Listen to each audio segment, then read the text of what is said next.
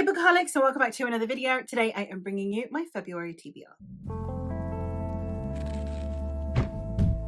Now, the month of February is, of course, the month of love, so I am looking at leaning into the romance somehow. I am still going to be doing my spinner wheel, so a lot of my TBR is still going to be out of my control, but these are ones that I would either like to prioritize or ones that I'll be reading in the background while I'm doing the spinner wheel vlog for other vlog projects, and I am very excited to get to these. The first and most pressing one is that I am going to be reading Labyrinth's Heart by M.A. Carrick. This one was the book club pick for over on my Discord, however, most people have dropped out of it now, so it's just me, which means that I am beholden to no one and I do not have to stick to the schedule that we'd allocated, and I can read one a month now, so that's exactly what I'm going to be doing with this one, and then I'm hoping I can finish out this series. I've given the first two books 5 stars, so I expect no less from this third one, and I am very excited to dive into it. This series, which starts with The Mask of Mirrors, follows a young woman named Ren who is a con artist who is pretending to be a lost relative of this once affluent family. However, she is unaware that the family is in fact in decline and therefore are very suspicious of outsiders. I am so excited to see how this trilogy ends. 5-star prediction. I am buddy reading Leviathan Wakes with my husband, and I do not think we will be done with it by then. However, if we have managed to finish this book by February, then we will be moving on to our next one, which will be Consider Phlebas by Ian M. Banks. I am trying to work my way through a load of longer, well-regarded, epic sci-fi series. So the next one that I would like to pick will be this one, but it is entirely contingent on whether or not I manage to finish Leviathan Wakes. Leviathan Wakes, just in case it does end up on my TBR and you might be tired of hearing me talk about it, is the story of two characters. The first one is James Holden, who his ship discovers another ship called the Scopoli after following a distress signal, only to realize that there is something very suspicious about that ship. And the other perspective that we're getting is Detective Miller. Miller is a detective on Ceres Station, and he has been tasked with finding a rich heiress named Julie, and he realizes that there is more to Julie's disappearance than he initially thought. Consider Phlebas, however, is following this ship of people who have been sent by the Faith to go unearth what is happening on a planet known only as the Planet of the Dead. Basically, every expedition that has gone to this planet has never returned. However, it is believed that on that planet is the power to potentially end a war and save billions of lives.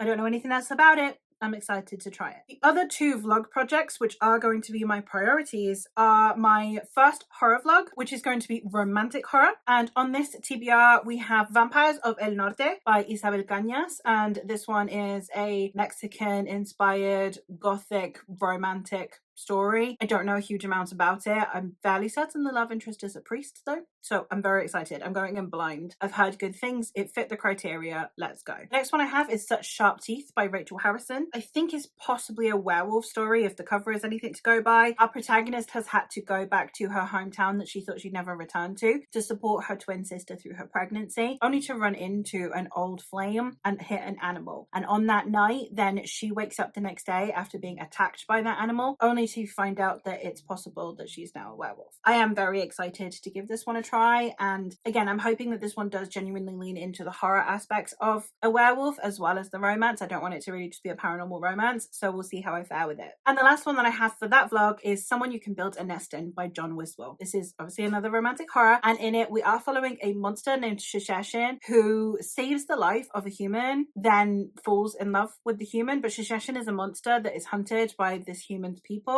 and it's a romance between the two. I have heard it described as a cozy romance and body horror, and that combo sounds fascinating to me. It was actually the motivation for this vlog, so I'm very excited to try this one out. And the other vlog that I have in mind is I would like to try and get to, it probably won't be uploaded until March, but I would like to try and start filming my next My Friend Takes Over My TBR vlog. It's going to surprise no one that the person taking over my TBR is Mare from Lady Mare Reads. I have 3 of the books at the moment that I have planned. She has kind of done a 2-parter vlog, which is fine. I said that she was more than welcome to do so. So the first part of this vlog is going to include Cry Voidbringer by Elaine Ho. This one is a fantasy in which we are following a world in which children with powers are, I think, either recruited or executed based on their usefulness. So we are following a soldier who has been indoctrinated into the society, however then is left to care for this child that has these powers, and I think that it's a bonding between these two and the way that that reframes this society. I've heard that it's very, very emotionally devastating and quite a heavy one, so I think I'll need to be in the right mindset for this, but I am excited to try it. The next one we have is Dance of Shadows by Rogba Payne, and this one is the story of a colonized people, and we have Rumi and his family who are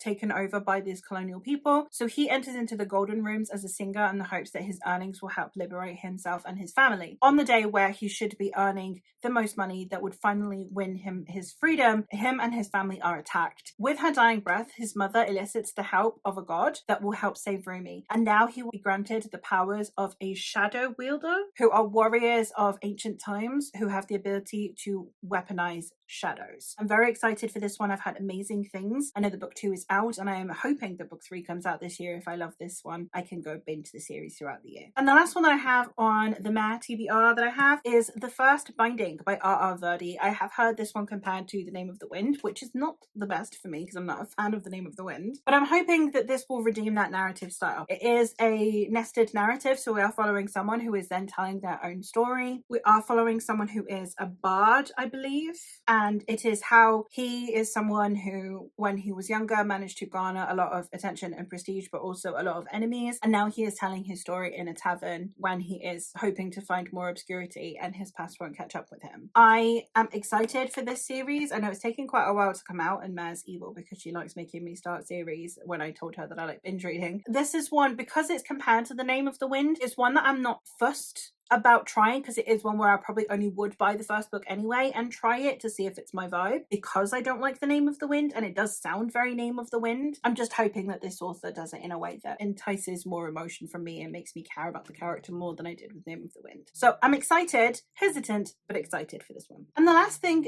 to kind of note, it's not a book, but I am going to be going on holiday to Scotland in the first week of February. So throughout that, I am hoping that when I am in Scotland, I will be able to pick up a book, preferably that is set in Scotland, that I will then be able to read. But obviously at the moment I do not have a book for that because I am not yet in Scotland in Waterstones groping at all of the books. So we'll see how that goes, but that's also another book potentially going on the TBR as well. So I'm very excited for all of these, hoping that I can get to the majority of them. It will depend on how the spinner wheel treats me, and it will depend on time and how much I get read when I'm on holiday, etc. So we'll see how I fare with it, but I am very excited for all of these books. But that's all from me for today. So let me know if you've read any of these books and your thoughts on them. Let me know what you're prioritizing for the month of February. I'd love to know your TBR. That is all from me for today. So thank you ever so much for watching, and I'll hopefully catch you in another one soon.